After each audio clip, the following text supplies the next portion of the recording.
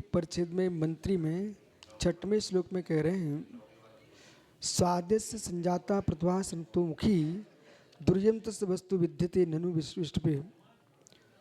जो पुरुष, प्रणव सागर जी,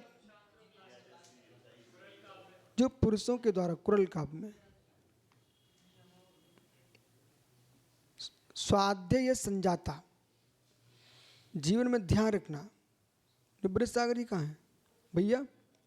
जगत से बोलना, आप प्रवचन करते आप पूरा आगम लेके बैठना, पर आगम ऐसा सुनाना कोई को कष्ट ना हो, हर व्यक्ति मुस्कुराए।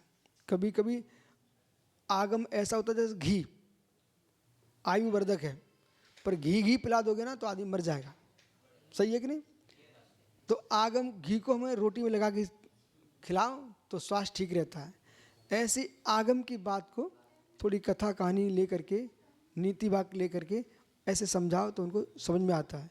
सीधे अपने बोल दिए विचित्र आत्मा ढंग से बैठो, बैठने का तरीका तो नहीं आता, तो आदमी को बुरा लगेगा। धीरे से कहो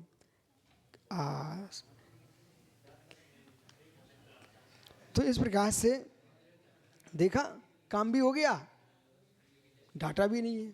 तो ये क्या कर समझा रहे हैं? स्वाध्याय संजाता, जिसका स्वाध्याय प्रचंड है, सर्वतोमुखी।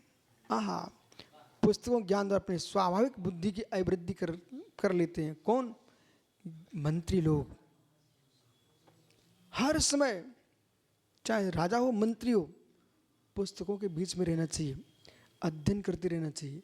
अध्ययन करने से बुद्धि प्रशस्त रहती है, नीति निपुण रहती है। जो अध्ययन नहीं करते वे फेल हो जाते हैं। तुम कितने ही ज्ञानी हो, प्रवचन करने के पहले आपको अध्ययन करना चाहिए। कितने महाविद्वान हो, जिस ग्रंथ का आप वाचन करने जा रहे हो उसको पढ़ के आइए एक बार। कितने ही महाज्ञानी रहे आप, ऐसा नहीं आगे तुम बैठ गए सीधे अंधकार दिखेगा। और एक बार अध्ययन करके आए हो, आपके आगे ग्रंथ की पंक्ति पंक्ति तुम्हें दिखाई देगी।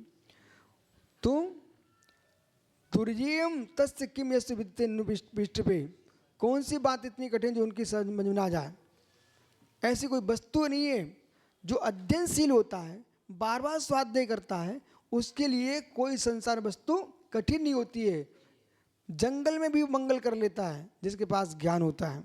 सुना योगी, असमर्थ लोगों को दूसरी सेवा करना पड़ती है, समर्थवान सेवा करवाते अपनी। ठीक है ना? तो ज्ञान बली विश्व बली। नमो रिंता नमो सिद्धांत नमो